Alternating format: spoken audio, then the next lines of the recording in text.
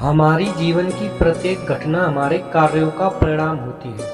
यानी कहा जाए तो हमारा फ्यूचर हमारे कार्यों का ही रिजल्ट होता है।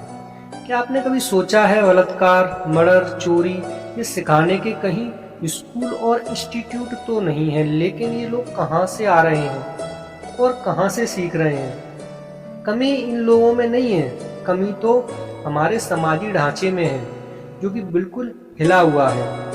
आज परिवार की बुनियादी नींव विवाह है, प्रेम नहीं है।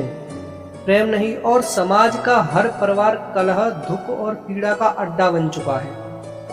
उसका सबसे बड़ा कारण सिर्फ और सिर्फ इतना है कि परिवार शादी के 7 फेरों और मंगल सूत्र के काले मोतियों में बांधकर बनाए जा रहे हैं, जबकि इन परिवारों का आधार बिल्कुल खोखला है।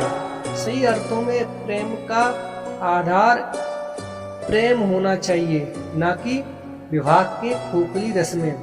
आज का युवा सिर्फ सेक्स को ही प्रेम समझ रहा है, और 90% लड़के और लड़कियां सेक्स की कामना से ही विवाह कर लेते हैं और विवाह की काम वासना में प्रेम को तलाशते हैं। जब काम का वेग शांत हो जाता है लेकिन संतुष्टि नहीं मिलती, उसके बाद पति और पत्नी नाम का रिश्ता केवल और केवल एक दूसरे को दुख और तनाव देने का साधन बन जाता है।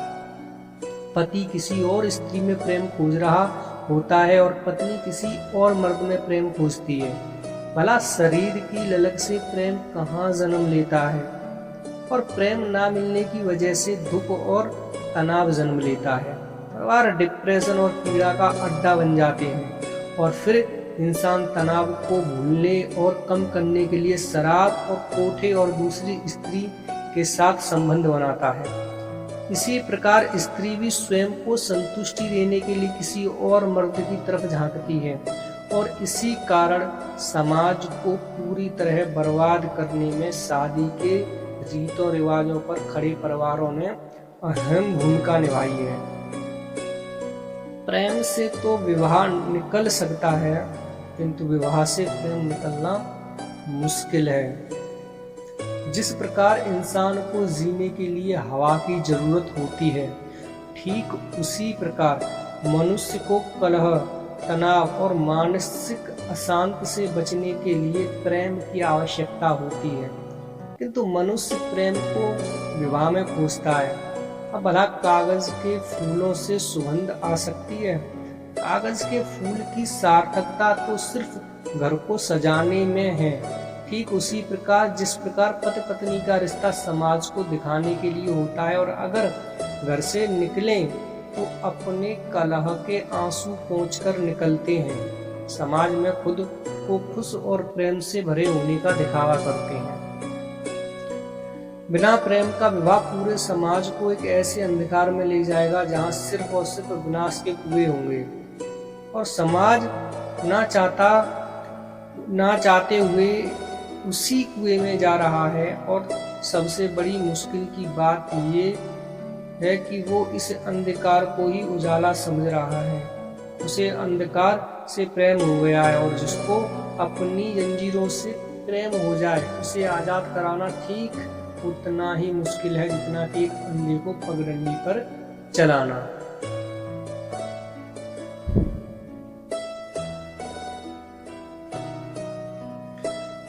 आज समाज में जितना भी दुख और तनाव है, उसके प्रत्यक्ष और अप्रत्यक्ष रूप से मूल कारण सिर्फ बिना प्रेम का विवाह है।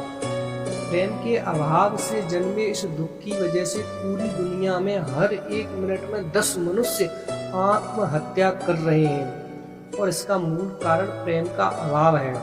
अब इस बात को एक उदाहरण से समझते हैं।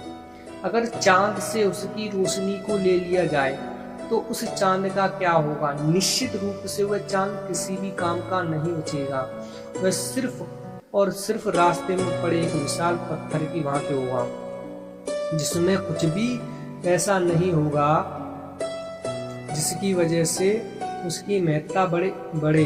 किंतु प्रकृति ऐसी किसी चीज को स्वीकार नहीं करती जो उसके विरुद्ध कार्य करे, और जो चीज प्रकृति के विरुद्ध होती है प्रकृति उसे नष्ट करने लगती है। ठीक ऐसे ही प्रेम प्रकृति की देन है और विवाह मनुष्य की देन है। जब समाज प्रकृति के विरुद्ध कार्य करके मनुष्य को बिना प्रेम के विवाह में बांधता है, तब प्रकृति ही प्रेम के सारे रास्ते बंद कर देती है। और जैसे ही प्रेम के सारे रास्ते बंद होते हैं, मनुष्य दुख और पीड़ा के अथाह सागर में डूब जाता है और वहां से निकलना उसका बहुत ही मुश्किल हो जाता है। जब वहां से निकल नहीं पाता है तो उसे सिर्फ और सिर्फ एक ही रास्ता दिखाई देता है, सुसाइड का। और इसी कारण हर एक मिनट में 10 लोग सुसाइड कर रहे हैं। एक रिसर्च के अनुसार कुछ मनोवैज्ञानिकों ने कुछ सालों तक इंसानों पर शोध किया और शोध इस बात का था कि इंसान के दुख का मूल कारण क्या है। जब 90 सालों तक शोध के बाद दुख का मूल कारण बिना प्रेम का रिश्ता था। रिश्तों में तनाव और एक दूसरे पर विश्वास ना होना, इसकी मूल वजह प्रेम का अभाव और प्रेम का ना होना प्रकृति के विरुद्ध जाना। और जो प्रकृति के विरुद्ध जाता है, प्रकृति उसे नष्ट करने लगती है। प्रेम परमात्मा की रचना है और विवाह मनुष्य की, और हमें परमात्मा की रचना में बाधा बनने का कोई अधिकार नहीं है। परिवार का आधार प्रेम होना चाहिए, ना कि खोखले रीत रिवाज। लेकिन मानव सभ्यता के शुरुआत में ही एक बहुत बड़ी चूक हो गई, जिसका परिणाम आज पूरा मानव समाज भुगत रहा है। आज संसार में जो कुछ भी उत्पन्न हो रहा है वह एक सेक्स ऊर्जा की देन है।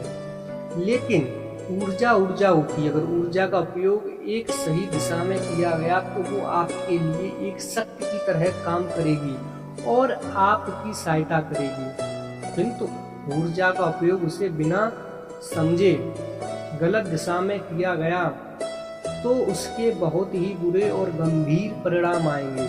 इसी प्रकार मानव सभ्यता के शुरुआत में समाज को व्यवस्थित रखने और सेक्स ऊर्जा को सही दिशा देने के लिए एक व्यवस्था बनाई, जिसका केंद्र प्रेम था, जो कि एक पुरुष और स्त्री अपनी इच्छा से एक दूसरे के साथ रह सकते हैं। लेकिन समाज की कुछ शर्तें थी, और वो शर्तें इस प्रकार थी कि एक पुरुष केवल विवाह के बाद ही एक स्त्री के साथ सेक्स संबंध बना सकेगा।